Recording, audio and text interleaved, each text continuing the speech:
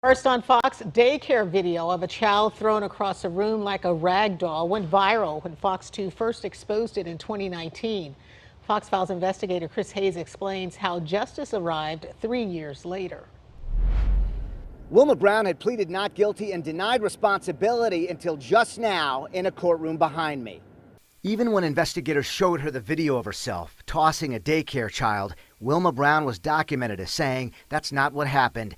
Brown tried to explain the injury to the 3-year-old child's head and the required surgical staples by writing a note to the parents saying, quote, "She fall."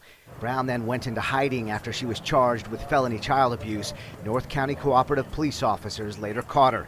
Today, she pleaded guilty to felony child abuse. She must serve a minimum of 5 years behind bars under Missouri's child abuse statute. St. Louis County prosecutor spokesman Chris King was in the courtroom. We saw in court today, this defendant struggled a little bit to say, yes, I did this horrible thing. Guilty pleas are made possible by good detective work and good prosecutor work.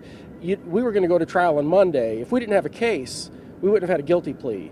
By admitting guilt, that's an important step along the way to turning her life around. She was allowed to leave court today and will turn herself into authorities June 20th. She had no comment to Fox 2. Brown's assault happened at this North St. Louis County center that at the time was called Brighter Daycare and Preschool. Missouri regulators revoked the center's license after the assault. Today, the location is open under a different name. The center's attorney telling Fox 2 the new center is, quote, a separate and distinct entity. For the Fox Files, I'm Chris Hayes. Some breaking news now. 2 people arrested for a shocking home invasion in the south suburbs. You may remember these surveillance pictures of that incident. It happened in Oak Lawn in March. Police say a young girl pretending to sell candy got an elderly woman to open her door. Then some accomplices rushed in and robbed the home. The victim was pushed to the ground with a gun pointed at her. The crime set the neighborhood on edge. While within the past 30 minutes, Oak Lawn police say they've arrested a Chicago man and a juvenile for that crime. New details out tonight on alleged drive-by shooters in Spaulding County.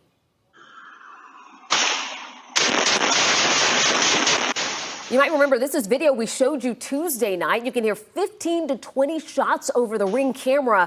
At least one bullet narrowly missed a 78-year-old woman by centimeters. Luckily, no one was hurt here. Deputies were able to find the alleged gunman after a chase that reached close to 100 miles per hour. 5 people were arrested. They're believed to be involved in several other drive-by shootings where more homes were shot up. The family of a 14-year-old boy who died after being shot and robbed for his sneakers is pleading for your help finding the killers. Adam Bennett, live outside HBD headquarters downtown. Adam, you feel for this family, but so far, sadly, no arrests and no charges.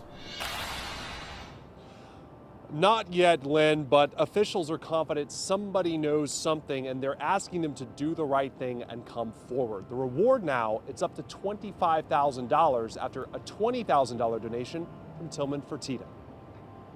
Un niño de 14 años que apenas empezaba a vivir. A 14-year-old boy who had barely begun his life.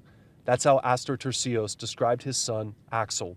Today, he asked for help finding the teen's killers. Tenemos rencor, no tenemos odio. We don't have resentment. We don't have hate, Turcios said. Lots of peace and love. He also said, we want justice. The Lamar High School freshman was shot and killed May 6th outside his family's apartment complex on Ella Lee. That's near Westheimer and Gessner. A Good Samaritan ran to help Turcios. I mean, you do what you gotta do. Detectives say that witness saw 2 teen boys get away in a silver PT Cruiser with at least 3 people inside. Through our investigation, reviewing surveillance cameras in the area, we've been able to develop a license plate on the vehicle and a direction of travel. So this time we're working those leads and calling on the public also to help us. This afternoon, Chief Troy Fenner vowed to stand with the Turcios family. If you hadn't lost a kid to violence, you don't know what they're going through. He and the mayor also asked for help holding the killers accountable. This should not have happened to Axel, and we don't want it to happen to any other person. Now, the Turcios family is standing together, promising those responsible nobody can escape the eyes of God. If you know anything, you can submit a tip anonymously to Crime Stoppers. There's also a GoFundMe page to help out that family. Len? Yeah, so very tragic. 14 years old. Adam Bennett, thanks for the update. Laura, thank you for that. Now to that breaking news we talked about at the top of the show. 10 people shot on Chicago and state, and this morning we've learned 2 of them are dead. Not what we want to wake up to, but this is the news this morning. We have live team coverage. CBS 2's Marissa Power following the ongoing investigation, but we start with CBS 2's Mugu Odigwe, who's live at the scene on the near north side to break down how all of this happened. Another large unruly gathering. Yeah, good morning, guys. This is so sad. We're told the shooting happened outside this McDonald's. Police, paramedics are no longer here, but you can tell this was a very active crime scene. We have seen the window behind the McDonald's. It is broken. We can't really show you that right now, but also on the ground, we saw some of the equipment that paramedics left behind. But take a look at this video, though, because this really gives you a sense of how intense the scene was. This is near State Street and Chicago Avenue. You can see paramedics treating people on the ground there one by one. They place some victims in a stretcher before pulling them into an ambulance. At some point, a fight even broke out between some people at the scene, and police had to step in. Then there's the window at the McDonald's where the shooting happened. Again, as I mentioned, it is shattered. Just a really busy and active scene. According to Chicago police, this shooting happened just after 10:40 last night. Again, 10 people were shot. 2 of them did not survive. One man described seeing other people trying to get away from the scene. I literally just got home. I walked into my apartment's lobby and I saw 2 girls running in, and they were like crawling on the floor. They looked absolutely terrified. They looked like just traumatized, honestly.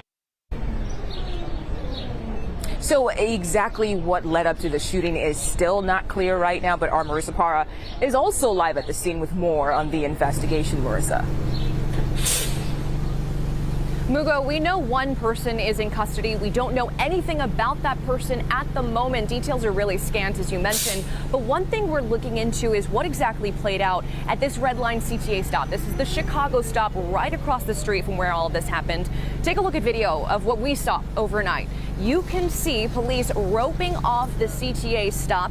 You can see not just police presence, but again, taping on the stairs, also on the platform themselves. At the same time, they were roping off the McDonald's. You can see them inspecting the tracks. Of course, we're working to find out what exactly happened. Both police and CTA have not gotten back to us about whether this is in fact related to the mass shooting. Now, aside from the person they took into custody sometime in the last 4 hours, the only other thing we know about the investigation is police say they recovered a handgun at the scene. Now, as for those victims, we also have learned that between all 10 of them, they were taken to Northwestern, Stroger, and Illinois Masonic hospitals. Naturally, we're really working hard to work on finding out more details, not just on the person in custody, but all of those victims. As soon as we know more, you will too. We're hoping for a police update sometime this morning. We'll be back in just a half hour with what we've learned. Reporting live from downtown Chicago, Marissa Parra, CBS 2 News. Now to an attack on a Lyft driver. This one right here. He called police on a customer who he says started harassing him at first and then got violent. As News 4's Miles Miller shows us, police are now working to track her down.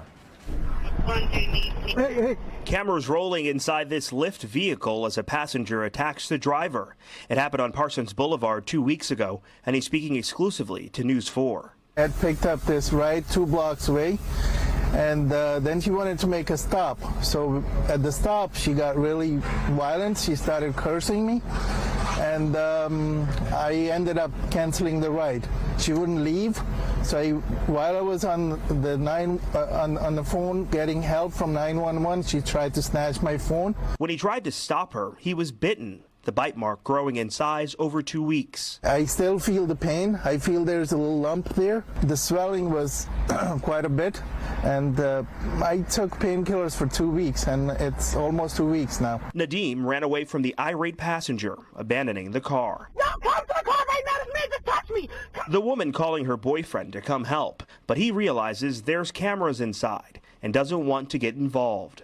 She jumps to the back of the car, admitting she wants to steal the car. I'm gonna drive the car. Where my bag? You just left, bro. Before disconnecting the camera, Nadeem says he's frightened to get behind the wheel. People are a lot more aggressive and their physical attacks, verbal attacks. 2 weeks after the attack, I was told that the case has been closed. News 4 obtained this police report showing the case was closed and no canvass was conducted by the responding officers. NYPD has refused to pursue the case. He called police today for an update, and when News 4 got involved, detectives amended the report, reopening the case.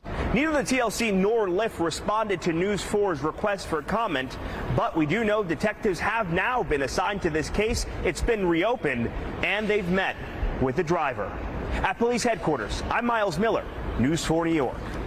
A man is fighting for his life after being shot in Suffolk overnight. It happened just before 1 o'clock this morning on East Washington Street downtown.